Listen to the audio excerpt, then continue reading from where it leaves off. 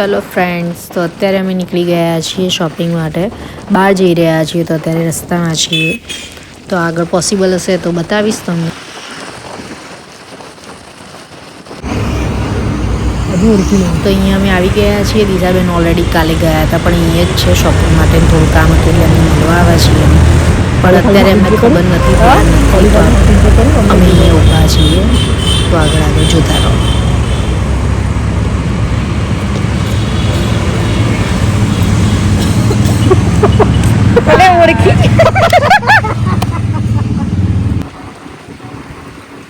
Finally shopping ને બધું done થઈ ગયું છે અને સાંજ પડી ગઈ છે અને હવે ઘર સાઈડ અમે નીકળી ગયા છીએ.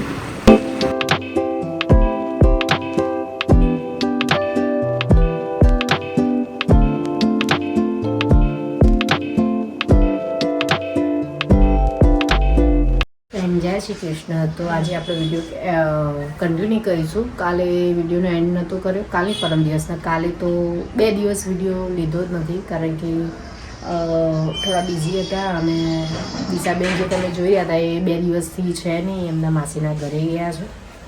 તો સરસ મજાની શરૂઆત થઈ ગઈ છે.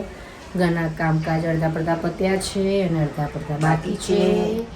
અને આ દાદી અહીંયા બેઠા છે તડકામાં, પણ તડકો એટલો બધો આવતો નથી. દાદીની મોજડી જે તમે જોઈ ને અનબોક્સિંગ કરી, દાદીએ પહેરવાની સ્ટાર્ટ કરી દીધી છે. દાદી હવે તમારા ને ઉપર ફ્રોક પહેરો ને તો બારબી જેવો લાગો. જો વ્હાઈટ મોજડી ને વ્હાઈટ ફ્રોક. તો ચાલો હવે રસોઈની તૈયારી કરવાની છે. પણ રસોઈની તૈયારી સાથે સાથે હવે શિયાળો ચાલી રહ્યો છે. તો શિયાળામાં તો સરસ મજાનું બધું જુદું જુદું બનતું હોય. તો અહીંયા મમ્મી કંઈક બનાવી રહ્યા છે. શું બનાવી રહ્યા મમ્મી? મેં કેરી બાવર આવે ને, કેરી ગુંદર એના લાડવા.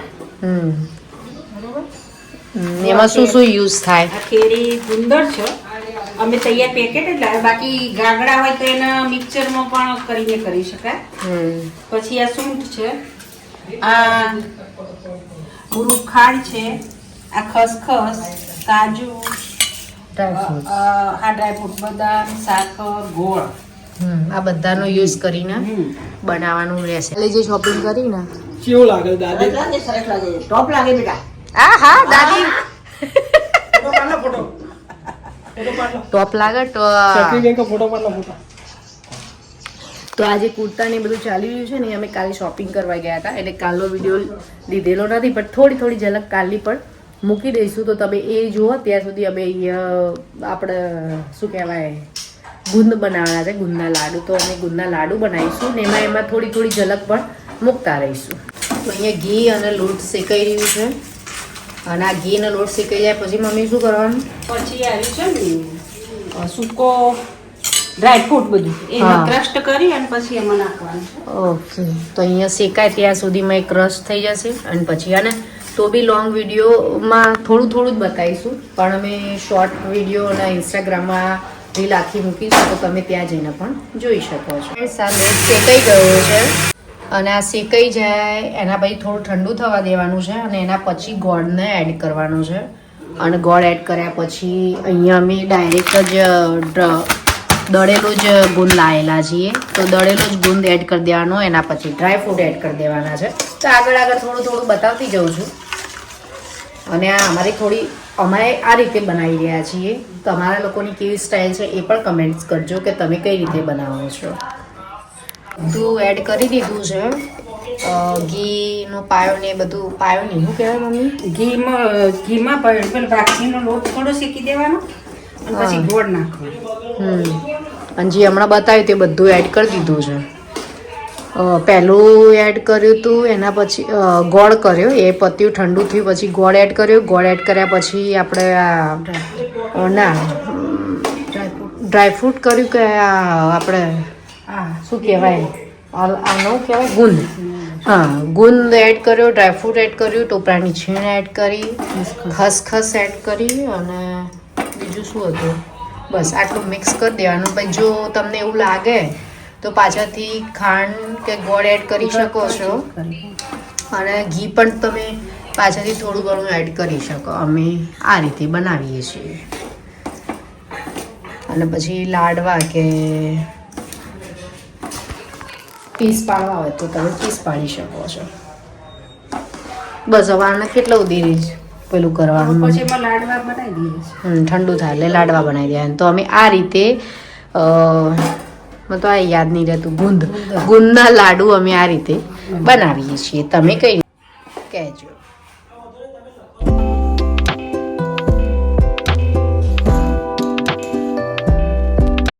તો ફાઇનલી લુક આવો છે. અમારા ગુંદના લાડુ રેડી થઈ ગયા છે. તમને કેવા લાગ્યા કમેન્ટ્સ જરૂર કરજો. અમે આ રીતે ગુંદના લાડુ બનાવીએ છીએ.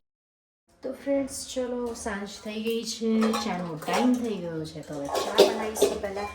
અને તમે જોયા ને કે અમે ગુંદના લાડુ બનાવ્યા છે. કેવા લાગ્યા એ પણ કહેજો અમને. અને તમે લોકો કેવા બનાવો છો એ પણ અમને જણાવજો. અમે દરેકની રીત સ્ટાઇલ બધું અલગ અલગ હોય. કોઈ કંઈક વસ્તુના એડ કરતું હોય, કોઈ વધારે એડ કરતું હોય, એટલે દરેકનું ટેસ્ટ પ્રમાણે બનાવતું હોય અને કોઈની રીત પણ અલગ હોય. તો તમે લોકો કઈ રીતથી બનાવો છો એ જરૂર કમેન્ટ્સ કરજો. હવે ચલો અમે ચા બનાવી દઈએ. અને સવારે જેમ કહ્યું કે અમે 2 દિવસ તો હું થોડી બિઝી હતી એટલે વિડીયો નથી બનાવી શકી, પણ એ જે 2 દિવસની જે ક્લિપો હતી ને એ એડ કરી હતી જે તમે જોઈ હશે. તો એ એડ કરી છે કારણ કે હવે લગ્ન આવે છે, શોપિંગમાં હતા અને દિશાબેનને લઈને આવ્યા હતા. એ પણ એમના માસીના ઘરે ગયા હતા શોપિંગ માટે.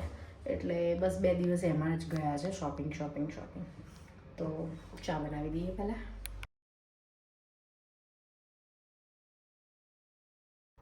તો ફ્રેન્ડ રાત્રે આ રાધાકૃષ્ણ સિરિયલ તો ડન થઈ ગઈ છે, પણ અમે ટીવીમાં રિપીટ કરીને જોઈ રહ્યા છીએ. અત્યારે 2-3 વર્ષ જૂની આ સિરિયલ છે. તો ચલો અત્યારે અમે આ સિરિયલ રાધાકૃષ્ણ જોઈ રહ્યા છીએ અને વિડીયોને અહીંયા જ એન્ડ કરી દઉં છું. બાય બાય, ગુડ નાઇટ, જય શ્રી કૃષ્ણ.